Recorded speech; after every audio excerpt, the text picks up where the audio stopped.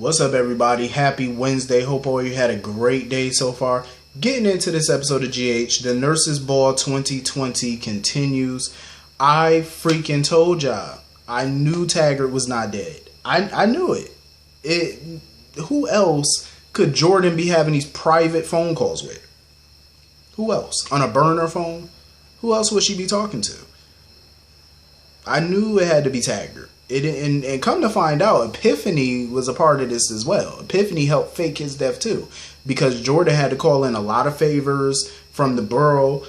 I guess the DEA or whoever she had contacts with, she had to call in a lot of favors to make that happen, to make Taggart disappear, plus the help of Epiphany.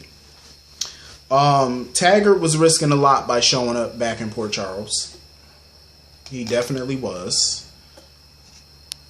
But Taggart felt like it was time for him to come back because he felt like he had unfinished business. He felt it was time to take Cyrus down once and for all, stop all this playing games. He felt like it was time.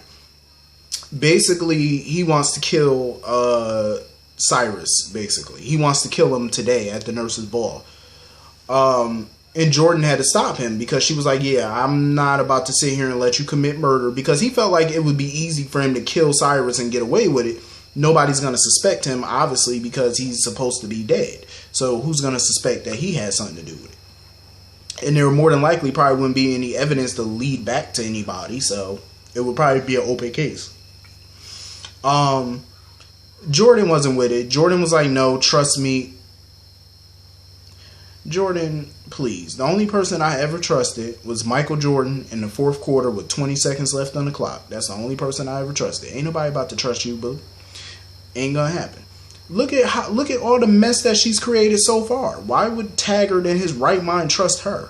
Look at all the mess that she just keeps creating more and more mess.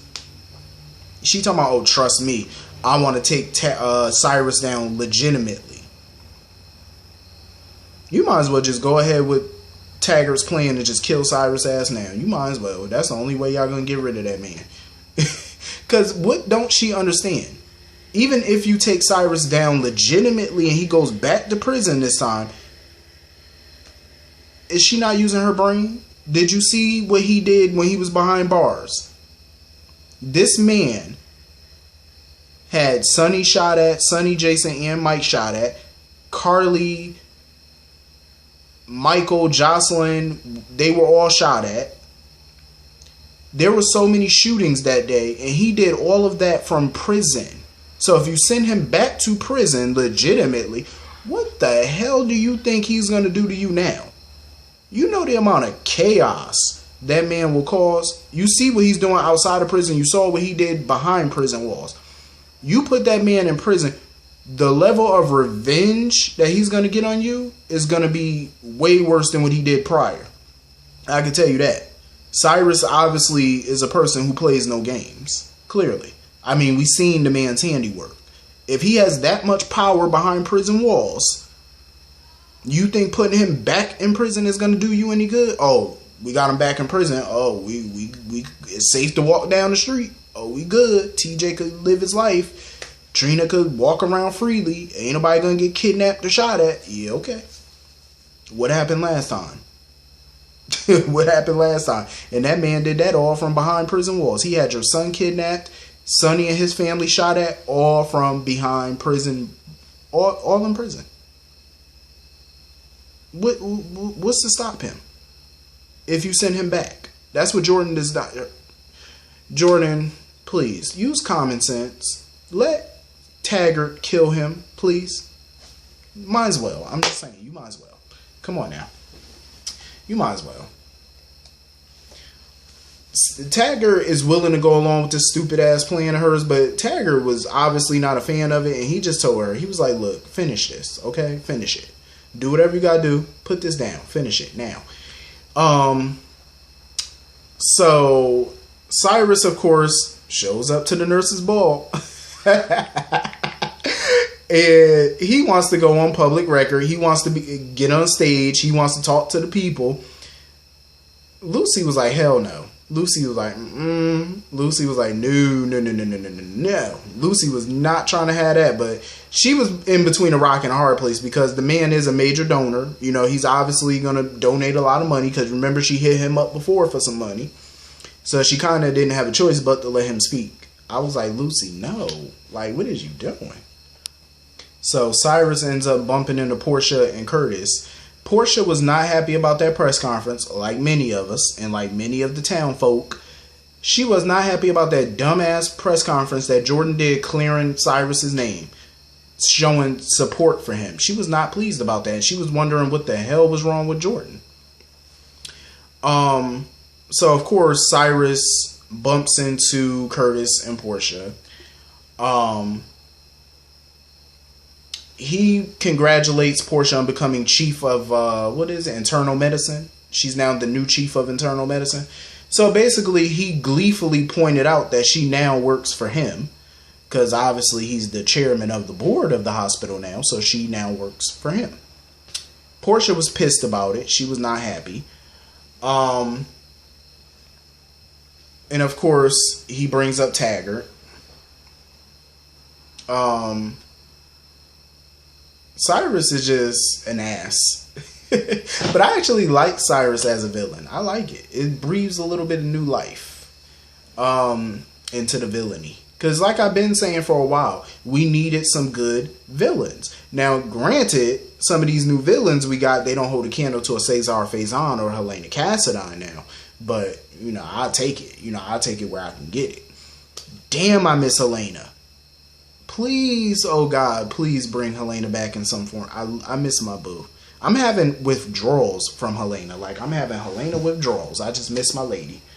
I miss her terribly. So, anyway, Curtis was asking about her relationship and stuff and, you know, with Taggart. And she basically was telling Curtis how her marriage just grew distant and they decided to divorce. But she admitted to Curtis that she never got over Curtis, that she couldn't get over Curtis. But she told me, oh, that's the past. The past, my ass. Trina is that man's daughter. I don't give a damn. I don't even need no DNA test. I don't even need Dana at this point. We don't need Dana. That's his daughter.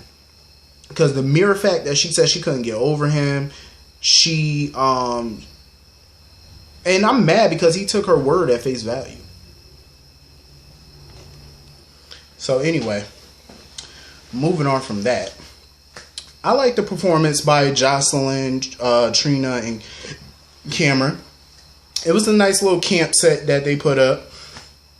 Cameron was on a guitar. I loved it. I really did. So anyway, moving on from that. Jax and Nina performed. Valentine was acting like a stalker. Valentine was watching like literally like a stalker from that TV show on Netflix, You. He was like a straight stalker. I was like, Valentine, go sit down. Like, he's so damn creepy. Like, go sit down. So anyway, moving on from that. So TJ and Molly run into Sam and Brando. Sam is still accusing Brando of trying to kill Jason, trying to whatever. I'm like, Sam, go sit down, please. Go sit. Like, shut up. Like, she was annoying my soul. Like, Sam, shut up. Like, she just kept bitching at Brando to back off. TJ, of course, has no clue that his girl gave up the cookie jar to Brando. So he's sitting there trying to chat up Brando, being friendly with Brando. TJ, if you only knew that they were knocking boots. If you only knew that, you would knock that man on his ass. I know TJ would whoop his ass. He might though, but Brando at the same time, we gotta remember, you know, Brando, he know how to defend himself, so you know, TJ might need a little help. So anyway, moving on from that, what else happened? So Brooklyn was getting ready to perform her song, and she was nervous about her performance. So of course Dustin was reassuring her that she's a great singer, so he says. She grabbed Dustin, kissed him just as Lulu walked in. So Lulu saw them kissing. I said, this girl ain't got no shame about her shit at all. So, of course, Dustin was pissed off. And basically, because Brooklyn was trying to reminisce, talking about, oh, why did we break up in the first place? Because you broke up with him. You left him. And he moved on. And now he's with Lulu. And now you're trying to snake your way back into the hen house like you always do. So, basically, he was telling Brooklyn, like, we're just friends. Nothing more, nothing less. I don't want you. And he felt like she was using the nostalgia between them as a crutch. So, of course, Brooklyn stormed off like the little toddler that she is. She literally stormed off like a little teenager, stomping and huffing and puffing. Brooklyn, grow up. Like, she really needs to grow up. Like, seriously. So, anyway, moving on from that. So, Peter is running around worried about Maxie or whatever. And Anna trying to reassure him that Maxie's alright. She just got to juggle, figure out how she going to juggle family and career, but she'll figure it out. So when Maxie was Lucy was running around talking about they were going to match dollar for dollar donations due to deception or whatever, through deception. I was like, okay, I guess y'all got money like that because of Valentine or whatnot. I guess. I mean, if I was Lucy, I would be checking those books to see if the money that he's putting into the company is actually clean and not dirty. I'm just saying. You don't want no money laundering case up your ass. I'm just saying that could shut your company down before it gets started. You don't want that. So anyway, Maxie was backstage, trying to help her with her microphone, get mic'd up or whatever. But they never realized that they were trying to turn the microphone on, but they never realized the microphone was already on. And Maxie was talking about how she don't know when is going to be the right moment to tell Peter she's pregnant.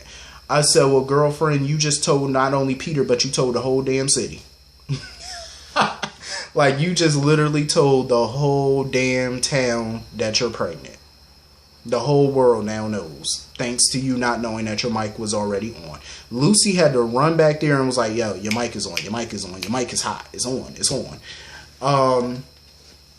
And she tried to stop her from talking. I'm like, yeah, well, the cat's out the bag now. You already told the whole damn world. So basically, Peter come back there trying to talk about, oh, why didn't you tell me that you were pregnant, whatnot? Because basically, Maxie was worried about career. Like, she want more kids, but she didn't think she was ready for more kids now because she has deception now, and that's going to take up a lot of time. And she don't know if she can balance her relationship, the 2 kids she already got, plus a new baby. That's a lot to balance. So, of course, Peter was reassuring her that she doesn't have to give up any of her dreams. She's still going to have her career. They just going to work it out together as a team. Blah, blah, blah, whatever. So, of course, Anna and Mac, everybody come back there to congratulate Maxie on her pregnancy. But Peter was sitting there calling Anna grandma. But Anna remembered a conversation she had with Robert about how Alex could possibly be his actual mother. But remember, Anna wanted to let that go. She didn't want to know the truth. If it is true, she didn't want to know. I'm like, Anna, find out. Do a DNA test. Well, DNA ain't really going to work because they're twins. But do something. Try to figure it out. Like, is that your son or not? I'm hoping it's not. That's just me. I mean, I'm hoping not. So basically, Valentine was congratulating Peter on him and Maxie's new baby, but he also warned Peter, tell Maxie the damn truth about your whatever secret you're hiding. Tell her now before it blows up in your face. And this is the one of the few times where I will agree with Valentine. But we all know Peter won't fess up to nothing because he thinks he's home free. He thinks he's covered up enough of his tracks to where it's never going to come out. It's going to come out. And of course, Spinelli wants to out him at the nurse's ball to Maxie. But I agree with Robert. Spinelli needs to calm down because they don't have any actual proof. All you have is Nell's word. That's not enough to convince anybody, including Maxie. Because they're not going to believe a word that comes out of Nell's mouth without some physical proof. And I agree with Robert because if you go in there now telling Maxie about Shiloh and Peter and Drew and all this, that, and the third without any physical proof, you're going to look like an idiot. You're going to embarrass yourself in front of that whole room. Don't do it to yourself. Don't do it. Do not. I'm pretty sure quite a few people in there will more than likely believe him, but Maxie's not going to believe him. There's no way. And I'm pretty sure Anna would believe it because, hell, she know the truth. Anna know. She got some evidence that she's concealing. So it wouldn't be out the rim, but she's still going to try to hide it and act like, oh, Spinelli's just bugging out because his child's mother has moved on and having a new child. And you know how they're going to try to rectify that. They're going to try to reason it or whatnot. But yeah, like, I agree with Robert. I wouldn't say shit until I have actual, factual proof, irrefutable proof that Peter can't even swindle out of. I wouldn't say jack, shit, squat. I wouldn't say nothing. I would keep that to myself until I got proof. I think that's everything.